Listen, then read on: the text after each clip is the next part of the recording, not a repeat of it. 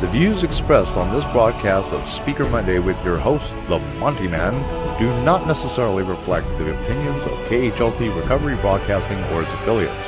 KHLT is not affiliated with any particular 12-step fellowship.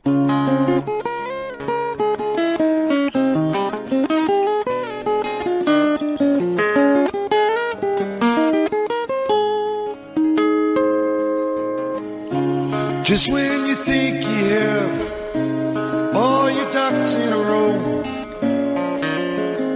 life takes a spin. It happens again and again. It seems to me that when I take my will and let you go,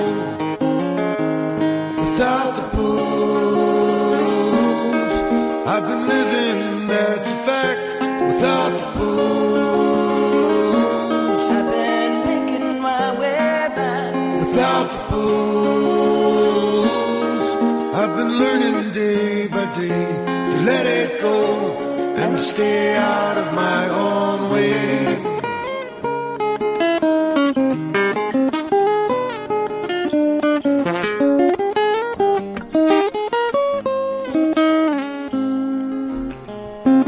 Welcome to Speaker Monday with the Monty'man. Each week, Monty brings us speakers from a variety of 12-step fellowships.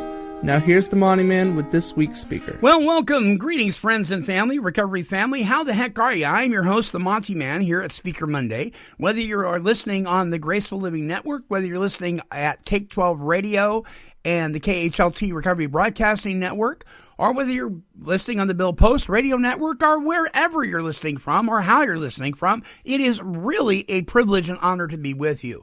And Speaker Monday is most commonly known for setting aside for speakers, circuit speakers of some form of recovery fellowship. Well, this week you get me. You get the Monty'man. And I know you get me a lot. You're going to get me again. Because I felt prompted in my gut to talk to you about something that is very dear to my heart and probably very basic to many of you. And maybe even too simplistic. I don't know. It depends. And if you've actually applied and implemented and worked the 12 steps of recovery. If you haven't, this might be very confusing. I hope not. If you have, this may be very simplistic to you, but you know, what can I say? I'm going to tackle it anyway. I want to talk to you about the 12 steps. Some of you listening you've never heard of them. You've heard me talk about them, but you've never heard what they actually say. And I'm going to be reading from the mothership, from the book Alcoholics Anonymous, because I believe that's the most accurate place to look because that's where they originated. Bill W. wrote these down through the guidance and care and love of God, through the Spirit of God. Literally wrote these down through Bill.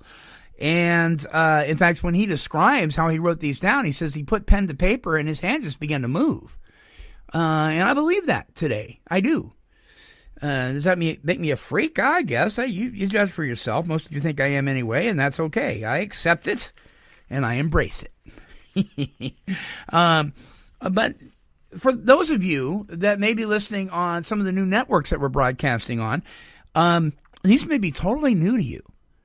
And I want to try to express them on how they applied to me. This may not be for you, but I just want to share how they applied to me. All right. So I'm going to just start out. We're going to get through the first half of them. We'll go to a short break, come back and finish it up. Okay. Step number 1. And by the way, let me just preface by saying, I'm not going to go into the history of the steps and do all that today. I just want to take these 12 steps and express to you what they mean to me and what they've done for me. And tell you that they are available to do the same for you. If you will open up your heart, open up your mind, become willing to maybe look at some things that you've never been willing to look at before. If you're willing to put aside some of your old thinking these may really help you out. Whether you're an addict, alcoholic, abuser of food, of spending, whatever, there are no normies. Everybody deals with something. These will help you. Step number 1. We admitted we were powerless over alcohol, that our lives had become unmanageable. Okay, this is a 2-part step. So for me, I had to say, I admit that I'm powerless over alcohol. You see, I'm a recovered alcoholic. But before I reach the state of recovered, which doesn't mean I'm cured, if I drink, I'm going to be in deep weeds. Just means I've recovered from a seemingly hopeless state of mind and body. But I had to admit complete defeat. That alcohol had me by, well, they had me. You know what I'm saying. It had me. I had to admit that I was powerless over it. What that meant was that when I drink, I have little or no control over the amount or how often I do it. And when I'm sober, I cannot stay that way. Well, Monty, how come you stayed that way? How come you haven't had a drink in 17 years? Well, I'll explain that as we go through these steps. So I had to admit, so left to my own devices, I was powerless over alcohol. So I had an allergy of the body and an obsession of the mind. Okay? Part 2, that our lives had become unmanageable. So I had to say that my life had become unmanageable. It wasn't because of the alcohol. Alcohol brought its own problems. But that isn't why my life had become unmanageable, folks. My life was unmanageable because the spiritual condition of Monty Meyer was a mess. It was totally out of control. And I have to tell you, it was that way before I ever put a drink in my body.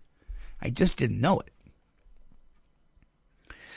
So I had to admit complete defeat. I couldn't manage my life, and I was powerless over the substance that I was abusing. Once again, the allergy of the body, which means when I drink, I have little or no control of how much I drink or how often. And the obsession of the mind, when I'm sober, I can't stay that way. That's an alcoholic. You could apply that to many different things. Okay? Think about that. When you are angry, do you have control, complete control over how angry you get or how often? And when you're not angry, can you stay calm? Think about that one. Okay, step 2. Came to believe that a power greater than ourselves could restore us to sanity. All right. Let's look at that word sanity. All right. I was insane. Yes. People would say, what's wrong with him? My goodness, he has a great wife. He has a great job. He has a great career. He has a great life. What's he thinking? Well, that's just it. I wasn't thinking. I didn't have the ability to think. I was mentally ill. I was insane. I needed to be restored to sanity. Restored suggests that I was there at one time. Yes, I was. You'll hear in some circles, well, I never was sane. Yeah, you were. Other than those that are mentally handicapped in some way, shape, or form, when we're talking about severe mental illness, you were born sane. All right? So I need to be restored to that childlike state where I trusted in a power greater than myself. It just says I came to believe that a power greater than me could restore me to sanity. Who was that? Didn't know yet. But I had to believe that it couldn't be me because I was already in deep weeds. You see, if I create God out of my own understanding, we're going to touch that here in the next step, then I am creating this higher power, and I become the creator. And then I'm right back to the mess I was before. So it can't be something out of my head. So I had to come to believe that a power greater than myself could restore me to sanity. And I came to that point. Yes. Will he? Don't know. But is that the only way I'm going to get, through this mess? Yeah, because I've tried it. I can't do it. Man, and that was tough. Admitting complete defeat. Step 3, made a decision. And by the way, decision just doesn't mean you make a declaration and then do nothing. Decision means action. Made a decision to turn our will and our lives over to the care of God as we understood him. I didn't understand him very well. That's okay. It was as I understood him at that moment. Little understanding, no understanding. But I made a decision to turn my will and my life, my personality, and everything else about me, outside my personality, my will and my life, over to his care.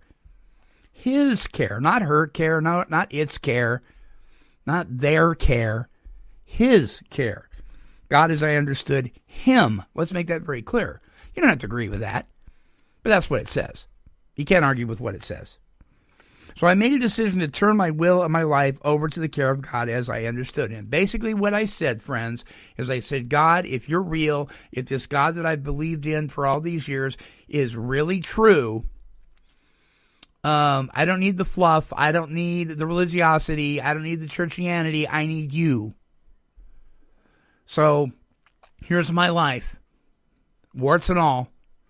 It's yours. And I would learn later that I would take that back on a regular basis. Still do sometimes. But that declaration and followed by a turning over, actually doing it, would come to fruition as I worked the following steps. Step 3, I launch out. And now I'm in flight. And in that flight, I discover the new frontier. That make any sense? I'm trying to keep this as simple as I possibly can. And then step 4, made a searching and fearless moral inventory of ourselves. So I had to apply that to me. I made a searching, means I didn't know, so I had to search. And fearless, so even when I came up against things that were pretty spooky about me, moral, meaning truthful, so I had to tell the truth about myself, inventory of me. So I had to sit down, I had to write on paper, and there's instructions in the big book of Alcoholics Anonymous, how to do that, and in other recovery literature, Narcotics Anonymous and Celebrate Recovery and all these, how to actually do that. But I had to do it. I had to take an inventory. I had to take stock in my character qualities, my character defects. I had to look at my resentments, my fears, my harms. I had to take a deep, a fearless, truthful. They don't like that word moral, just say truthful. And it had to be searching. I had to start looking under rocks I didn't want to move. Moral inventory of myself. You cannot fix what you don't acknowledge, and you can't acknowledge something if you're not aware that it exists. So you have to go searching. So that's what I had to do. So I made a searching and fearless moral inventory of myself. I put it on paper. Step 5, I admitted to God, still not understanding completely who he was in my life, but I admitted to him. I admitted to myself, it says to ourselves, admitted to God, to ourselves, and to another human being the exact nature of our wrongs. So I had to personalize that. Monty, you need to admit to God, you need to admit to yourself, and you need to admit to another human the exact nature of your wrongs. Doesn't mean I go into all this weird, morbid reflection and detail of all these terrible things I did. But I admit the nature of my wrongs. Where had I been selfish? Where had I been self-centered? Where had I created harm? What was the nature of my wrongs? So if I borrow your car and I go on a joyride and I don't return it when I say I will and I'm irresponsible, what's the nature of that wrong? Selfishness. Self-centeredness. Carelessness. You see? So where had I been all those things? And I had to admit it to God. Does God know? Yeah, he knows. But it's about my admission. It's not about him knowing or not knowing. He already knows. It's about my admission. It's about action, you guys. I had to admit to myself, obviously, because a lot of stuff I wouldn't even admit to myself. So until I could do that, there's no way I was going to admit it to somebody else. And the reason I had to admit it to another human being is I've learned that there's healing in that. You know, our relationship, our love relationship with our Creator is a free gift. But our healing from our wounds comes from confession, one person to another. I didn't make the rules. That's just how it works. So I had to admit to God, to myself, and to another human being the exact nature of my wrongs. I didn't have to admit every single bloody, gory detail of my, my ugly stuff. I had to admit the nature of that. That's what we're really getting down to here. But I had to be thorough. All right, step number 6. We're entirely ready to have God remove all these defects of character. Okay, so I had to personalize that. Monty, you need to be entirely ready. In other words, you're prepared, you're ready, your bags are packed, you're going. To have God, not my sponsor, not the group, not a group of drunks, God, remove all these defects of character. What defects of character? The nature of my wrongs, my selfishness, my self-centeredness, my pride, my ego. Those are the defects of character. Does he remove all of them at once? Of course not. At least not my case. Does he want me to release those to him so he can remove them, every single one? Absolutely. Well, some people say, I don't want him to remove all my character defects. Well, I do. If you got a knife sticking out of your back, do you want somebody just to remove it halfway? Come on. You may never get the knife out completely, but you want to work on that thing, right? You want to make progress. And believe me, you know what? As soon as one character defect's removed, another one pops up. It's like that stupid gopher, pop the gopher on the head game you see in these arcades, right? You're bopping them on the head, another one pops up, but you don't quit. Because every time you knock one out, that's one less one to pop up. So I had to do that. I had to be entirely ready to have God remove all those defects. I had to be ready. That meant I had to count the cost. Because, see, in the next step, which we're going to talk about when we come back, is I asked him to remove those. But I had to be ready for it. Step 6 is preparing me, counting the costs with me. This is a really short step, but it is extremely deep. Because if I don't understand what it means to have God remove and work on my character defects, not me work on them, he does it, then I won't be willing to let go of it. I have to be ready, and I need to count the cost. All right, I'm going to take a short break. When we come back, we'll pick up with step 7. Don't go away. Free by the Sea is a drug and alcohol recovery center located in beautiful Ocean Park, Washington. This facility is amazingly gorgeous, but what's even more amazing is the integrity of the staff and the treatment provided for those wishing to recover from narcotic and alcohol addiction. The folks at Free by the Sea have a passion for presenting the solution to addiction for you or your loved one. To speak with an admission specialist, visit freebythesea.com or call toll-free 800-272-9199. This place is simply amazing. He's a little crazy, but then again, you already knew that. I got in like 3 fights when I was in grade school. All 3 of them were with the bully. We all know who they are. They're always a little bit bigger, they kind of smelly, and we duke it out. And after he beat the snot out of me, I'd say, "You come back tomorrow and I'll give you more of that." It's the Bill Post Radio Show. Bill Post Radio Show. Weekdays at noon.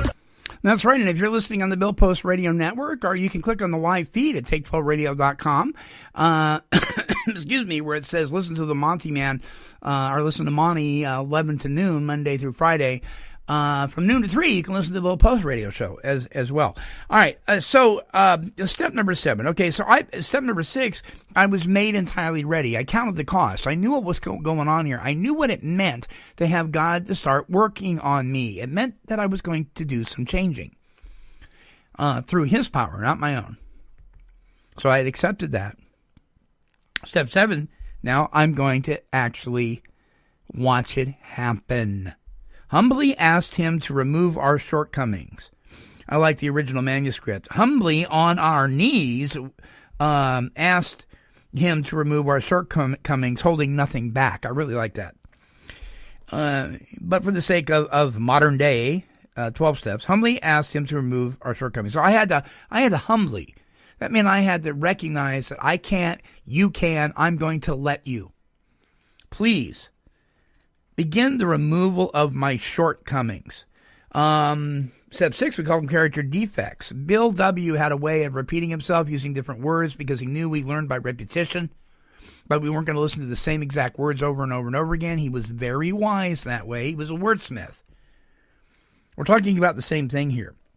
By the way, shortcoming, okay, means to fall short of the mark. Guess where that comes from? An archery term, the word sin. To miss the mark. It means you're aiming at a target and you get distracted and you shoot and you fall short. You don't hit the mark. It's sin. God, remove my sinful self. Remove my inability to hit the target. Remove my shortcomings, my falling short. My arrow has fallen short of the target. God, I need you to remove that. Help me to stay focused. Help me to get back on track. That's all that means. So I ask Him to do that. And may I tell you that today He does that. And sometimes quickly, sometimes slowly, usually depends on my willingness, really. But I have to be more on target than I have been to be able to go to the next step. Doesn't mean I'm perfect. Doesn't mean I always hit the mark. But I've got to be more on target than I have been. Because in step 8, it says, I made a list of all persons that we had harmed and became willing to make amends to them all. So I had to make a list. Again, I'm writing down on paper. You see. And a lot of the people on that list are in my inventory, by the way, in step 4. I made a searching and fearless moral inventory of ourselves. That included a lot of people. And we could discuss that at another time in more detail. But step 8 is I made a list, or I took from the list that I already had, all persons I had harmed, and I became willing. Again, I'm getting ready. I'm making the decision. I'm counting the cost. I'm becoming willing to make amends to them all. Can I make amends to them all? Sometimes I can't. Sometimes they're gone. Sometimes I can't reach them. Sometimes to do so would put other people in danger or harm. I don't want to ever make amends to make me feel good about myself. I make amends because I owe amends. Plain and simple. It's not about me. I get a freedom from that as a result of making amends, but that should not be my purpose for making amends. If you have somebody, a sponsor or a spiritual advisor that says the reason that you need to make amends is so you'll feel better, run away. Because that is selfish and self-centered once again, and you're right back into your character defects. And you'll never hit the mark. So I made a list of those persons that I harmed. I became willing to make amends to them all. In step 9, it says, made direct amends to such people wherever possible, except when to do so would injure them or others. What is direct amends? Direct amends, excuse me, direct amends is not writing a letter or sending a text when you have the ability to go see the person face to face and ask for forgiveness. That's not direct amends. Sorry, the new technological age. But texting an amends is not a direct amends, unless that is the absolutely only way you can do that. We make every single effort to make direct amends, not living amends. Oh, I'm going to take shopping carts back up to the store from the parking lot, and that's how I'll make my amends to the store that I ripped off. Baloney. We live in an amends attitude. We make living amends where we could not make direct amends. Yes, but where we can, we do. And that's what I had to do. You see. So, what is it about this? Except for when to do so would injure them or others. Some people have the opinion that injury of them or others means themselves as well. No, it doesn't. Now, you can use that if you want to, but please don't misinterpret that. Please don't put that in there. It means the people that you are making direct amends to are other people in their circles. If you're injuring them, don't do it. Just because something's true, do you say it? Well, yeah, as long as it isn't going to injure somebody else. And I'm not talking about hurting somebody's feelings or making them uncomfortable. I'm talking about true injury. If you're going to put somebody in harm's way by your amends, don't do that. That's where you replace it with a living amends. Okay? But if you're making amends to make you feel good, to free you up, you've missed the whole point of this step process. So we make direct amends. Oh, what about the store I robbed? Do I go back and tell them that I robbed them? Well, let me tell you something. If you got a family and you got a job and go, if you go back and it ends up, ruining your family and you lose your job and your kids go without food and you lose your home and stuff like that, you need to seek some wise counsel around that. Let me just say that. I'm not going to tell you what to do. But if it's going to injure your family or other people, if it's you, if you're worried about going to jail and it's only affecting you, you need to go to jail. You need to pay the piper. You will not be, let me tell you don't do this to be set free, but you won't be set free if you avoid this amends process. There are sticky situations when making amends. You need to seek wise counsel. That's why you need a sponsor who has had a spiritual awakening as a result of these steps. Not somebody that's on step 3, not somebody that's on step 6, somebody that has completed a formal working of these steps and has had a spiritual awakening as a result of them. What's a spiritual awakening? I'll talk about that here at the close of the show. So I had to make direct amends to such people. The people that I had harmed, wherever I could. That meant some travel sometimes. That did mean writing some letters sometimes that were very painful. That meant some phone calls. That meant some face-to-face meetings. But wherever I could, I made it directly. Okay, step 10. Some people call these the maintenance steps. I disagree. You can have a 57 Chevy in your garage and you can polish it every day and you can look at it and make sure the dust is off and you can maintain it by doing that every day. But unless you get in that car, unless you drive that car, the engine can seize up on you. You've got to be active in it. Step 10 through 12 are progressive, continually working on your productivity as a member of a mature, productive member of society. You are continually growing. You're not maintaining where you are. You are continuing to mature. Don't just stay where you are. Continue to grow. There's a lot of work in some of this stuff. Why would you want to just stay stagnant? Just polish up the flesh, so to speak. And by the way, you can't. So in step 10, I continue to take personal inventory, referring to the method in step 4. And when I'm wrong, I promptly admit it. See, before, back in step 4, it was hard to promptly admit when I was wrong. That's why I went through that process. But now I know how to do that. So I continue to, it doesn't mean that I walk around with a spiral notebook in my pocket, and every time I make a mistake, I write a 4th step on it. It doesn't necessarily mean that. It can mean that. But it means this becomes more automatic. I start to recognize where I'm wrong. When I say something, it comes out of my mouth too fast. I realize quicker than before, oops, that wasn't probably the wisest thing to say. And that's making that personal inventory, recognizing what I've done. And then when I see that I've been wrong, that I'm wrong, I promptly admit it right now, right here, right now. I don't wait. Now, it doesn't always mean that I can go to the person immediately. Some people need to process things. Some people aren't ready to hear it. But I promptly admit it to God and myself. Admitting it to the other person, that may be a little tricky. You may need to seek some wise counsel on that, depending on the harm done. But usually, those harms become fewer because we're not living the same way anymore.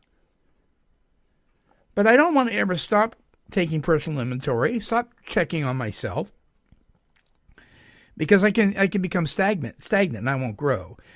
So when I'm wrong, I want to admit it quickly. Because if I don't, you know what? You know that old they'll say this is all retail thing. You know, you walk by an end cap in the store, you're the retail manager, and you see a broken bottle of jelly on the end cap, and you go, I need to get to that. So you walk by, and then you get preoccupied. You walk by it again, and you go, oh man, I forgot. I really need to get to that. You walk by it 3 or 4 times. Pretty soon, you start walking by it. You don't even see it anymore. You need to take care of it now. You need to promptly admit it now to God and to yourself.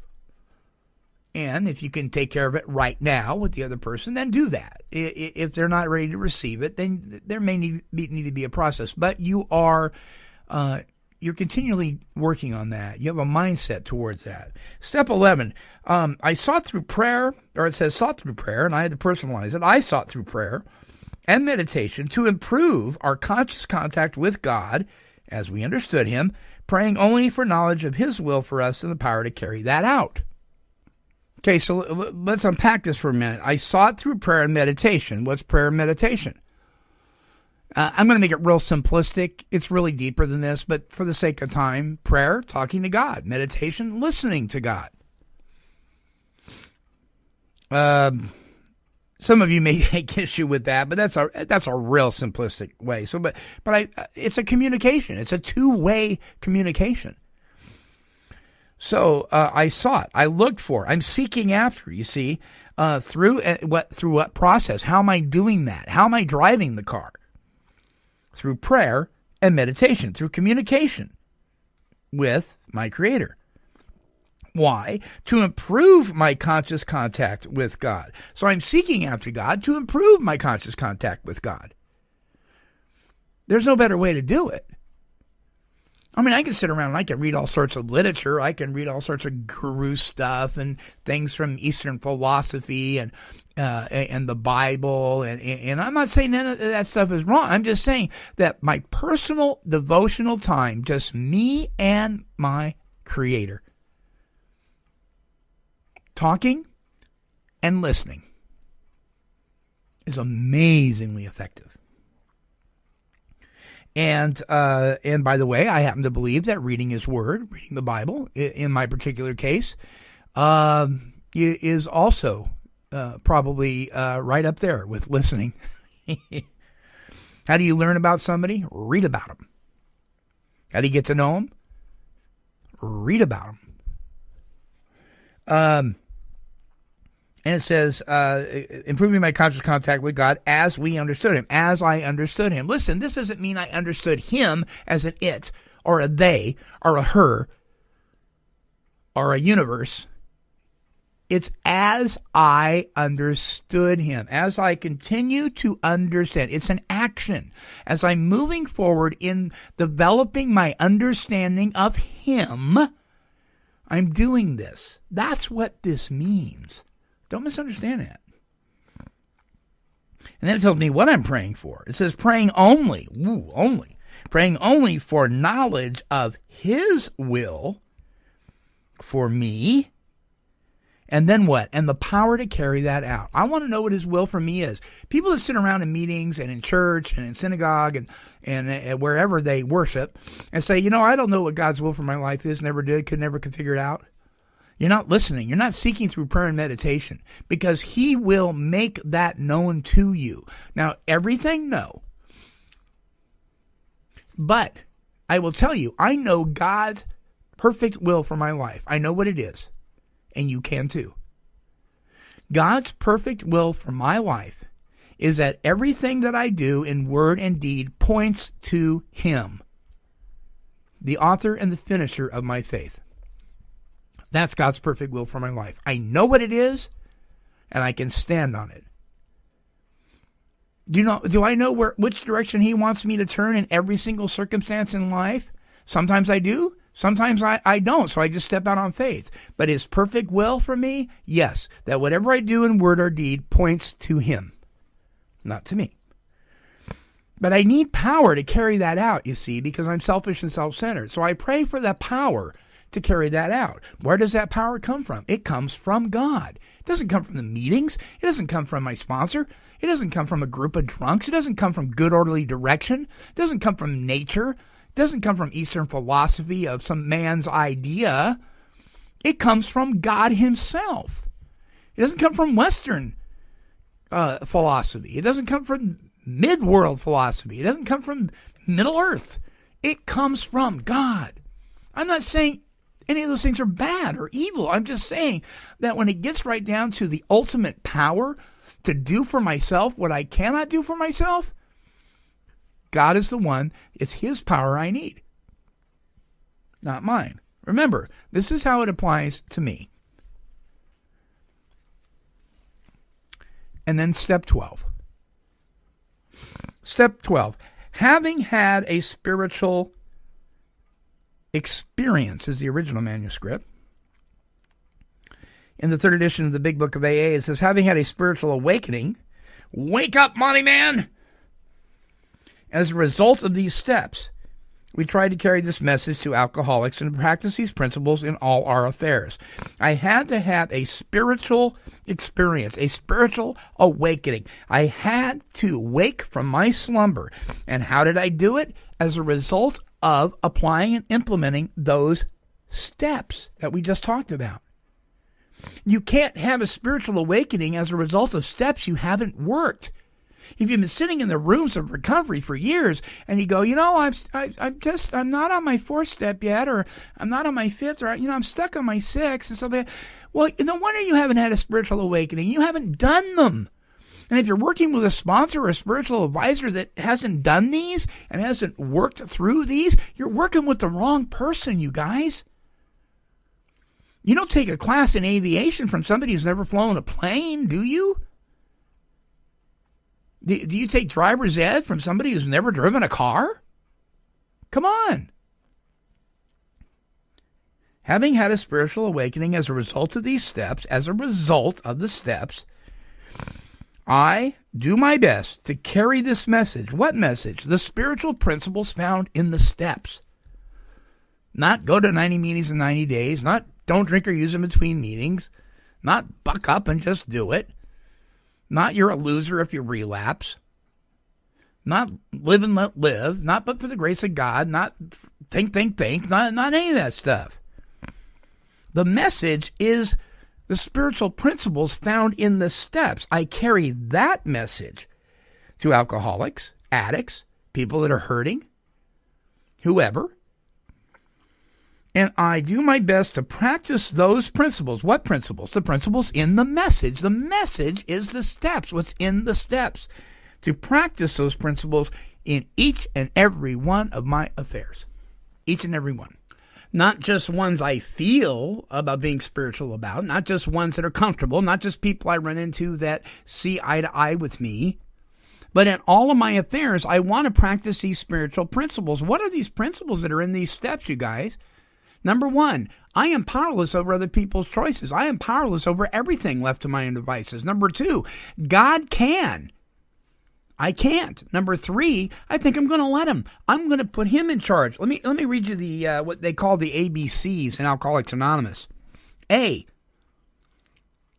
These are three pertinent ideas that were made very clear to us. A, that we were alcoholic and could not manage our own lives. Can I suggest that anybody can say this? A, that left to my own devices, I'm a mess and I can't manage my own life.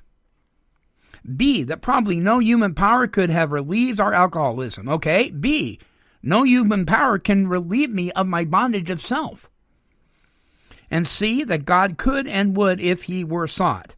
The original manuscripts say God can and will, period. Not even if he were sought. He can and will.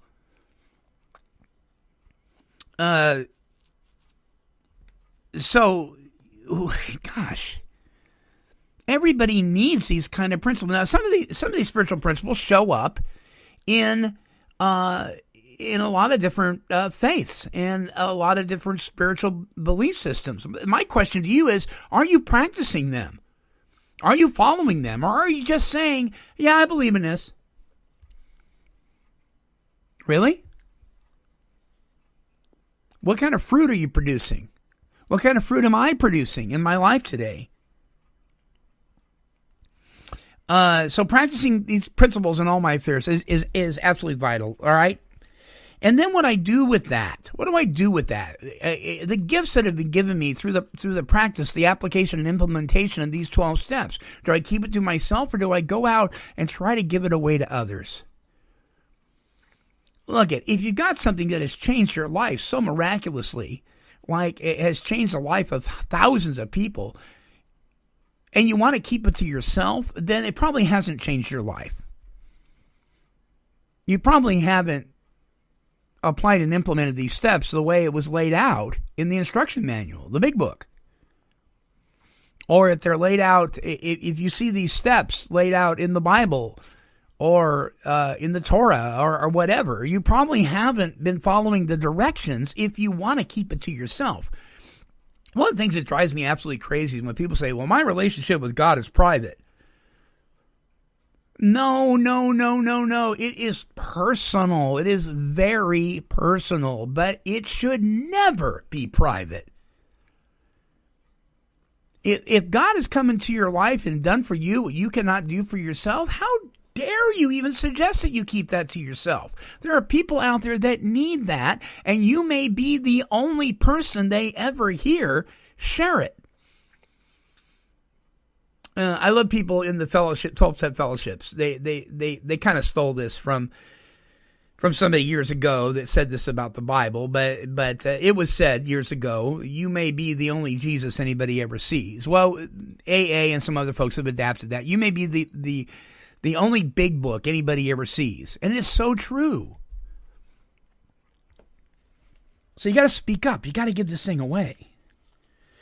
And when you're doing that, when I do that, I have to remind people that this whole process isn't based on depending on another human being. In fact, if under working with others,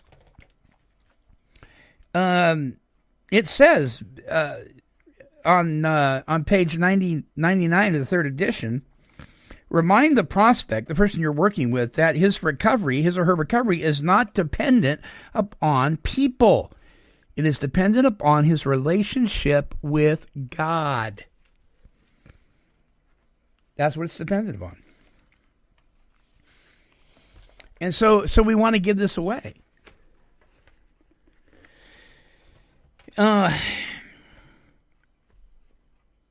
Here's a quote. I love this quote. This is in A Vision for You, reflecting on really what we just got done talking about. It says, still you may say, but I will not have the benefit of contact with you who wrote this book. I'm not going to be able to talk to you guys. Well, listen, I didn't walk and live during the time of the co-founders of this thing. I wasn't alive when Bill Wilson was here. And I'm carrying the message. So the excuse is, well, I didn't walk with the co-founders. It falls on deaf ears. It really does. And this quote was written while Bill was still alive. But I will not have the benefit of contact with you who wrote this book. And then the answer comes back, we cannot be sure. God will determine that. So you must remember that your real reliance is upon Him.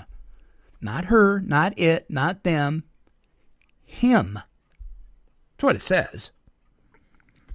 He will show you how to create the fellowship you crave.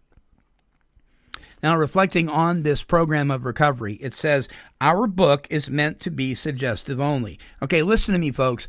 This is not a book of suggestions. This is a suggested program of recovery, but it's not a book of suggestions.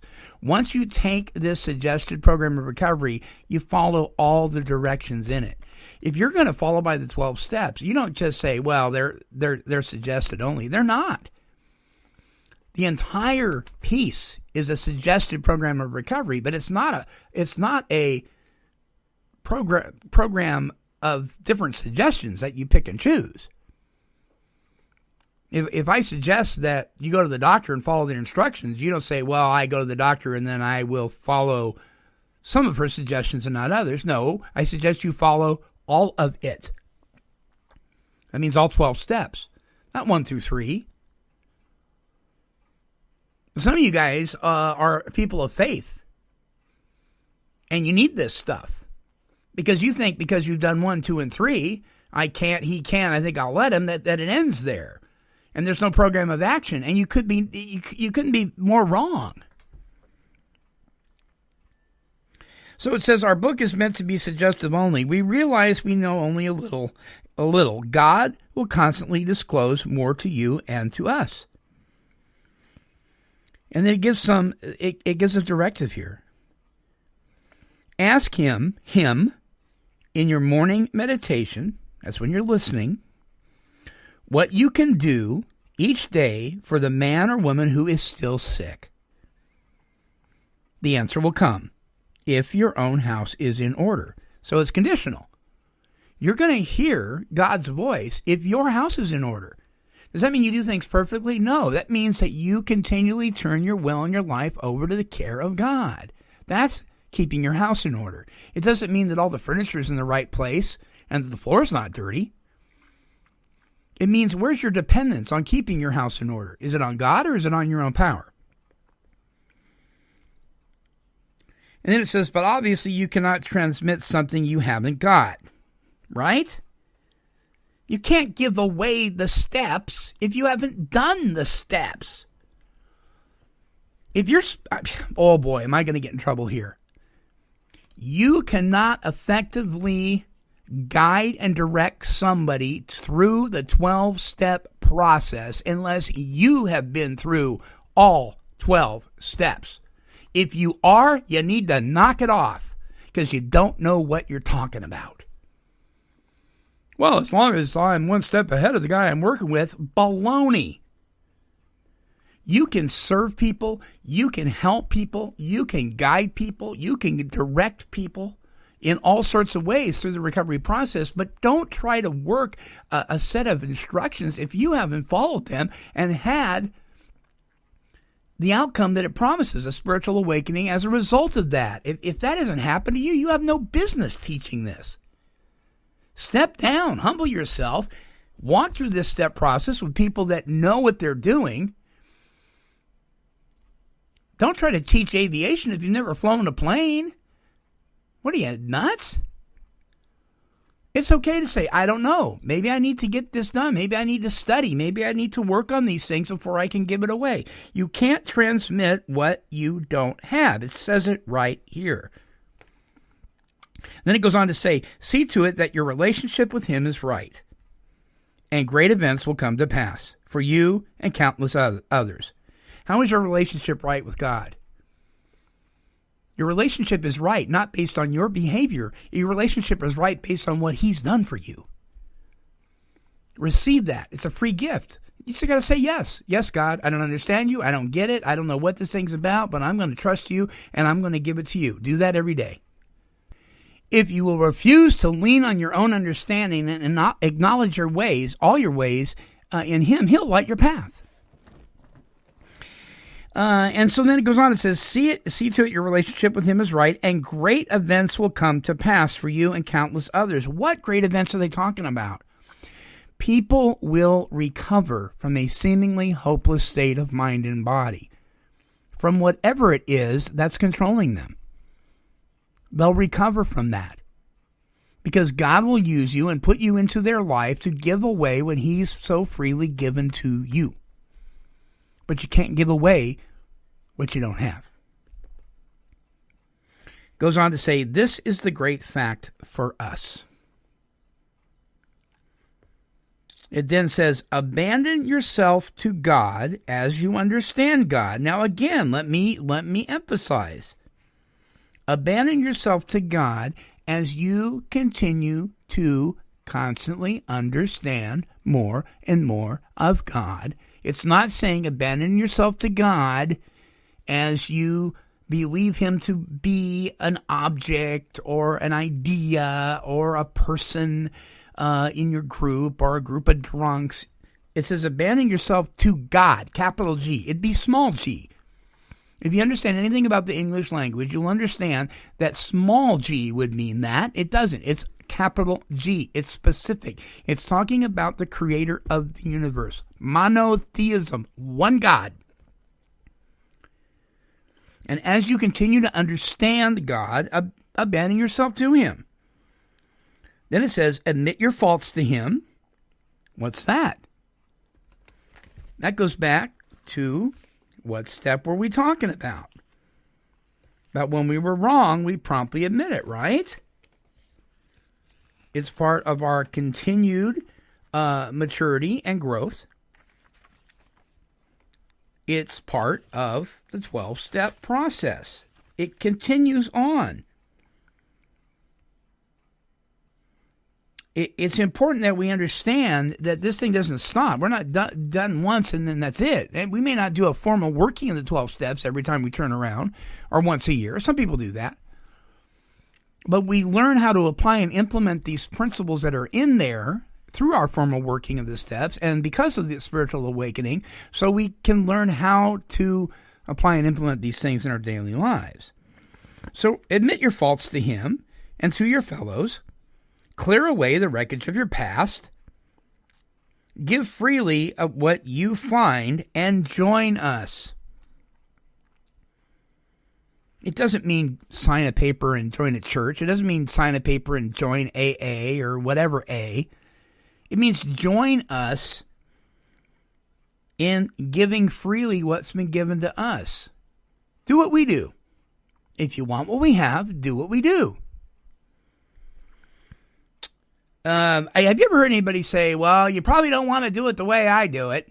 That might get you drunk. Well, you're probably right if that's your attitude. But let me tell you something. If there's anything in the Monty'man, anything at all that you want for your life, then maybe you should try some of the stuff that I've tried. If you see something in somebody else that you admire and you want that, try doing what they do. And then it makes this wonderful statement. It says, we shall be with you in the fellowship of the Spirit. Not the spirit of the fellowship. Not the happy-go-lucky, hey, we're a band of folks that are all sick and getting well and blah, blah, blah. That's all great. It's not talking about that. It's talking about the fellowship of the Spirit. Capital S. Whose Spirit? God's Spirit. The Holy Spirit. The fellowship of His Spirit. Not the fellowship of AA, not the fellowship of NA or Celebrate Recovery or Alcoholics Victorious or whatever. Not the fellowship of your church or where you worship. His fellowship.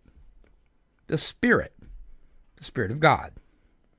And then it says, you will surely meet some of us as you trudge the road to happy destiny. I heard a pastor say the other day, well, you know what, if you just want to experience white knuckle sobriety, then go to those AA meetings. That's all you'll ever get because they teach you that you'll always be trudging. Do you know what the word trudge means? We think it means this horrible experience of just trying to get up the mountain. Oh my gosh, it's so burdensome. I'm so oppressed. That's not what it means. So to that guy, I say, you know what? You need to get a dictionary out, Pastor Know-It-All. Trudge means to walk with purpose. To have a purpose in your journey. So what it's literally saying is, you will surely meet some of us as you walk with new purpose in your life, this road of happy destiny. And then it says, may God, a capital G again, bless you and keep you until then. Wow. Wow. I just love it. I love it. I love these 12 steps. I do. Can you tell? Okay, I said I was going to cover really fast what a spiritual experience is. I love the appendix in the back of the Big Book of AA, Proof of Real Change, the spiritual experience. It says the terms spiritual experience and spiritual awakening are used many times in this book, which upon careful reading shows that the personality change sufficient to bring about recovery from alcoholism, or whatever, my friends, has manifested itself among us in many different forms. Yet it is true that our first printing gave many readers the impression that these personality changes or religious experiences must be in the nature of sudden and spectacular upheavals. Happily for everyone, this conclusion is erroneous. In the first few chapters, a number of sudden revolutionary changes are described, though it is not our intention to create such an impression. Many alcoholics, people, fill in the blanks, have nevertheless concluded that in order to recover, they must acquire an immediate and overwhelming God consciousness, followed at once by a vast change in feeling and outlook. Among our rapidly growing membership of thousands of alcoholics, such transformations, though frequent, are by no means the rule. Most of our experiences are what psychologist William James called the educational variety, because they develop slowly over a period of time. So please, don't freak out if you don't have an automatic change in every aspect of your life. How can anybody argue with these steps? These are marvelous steps for living.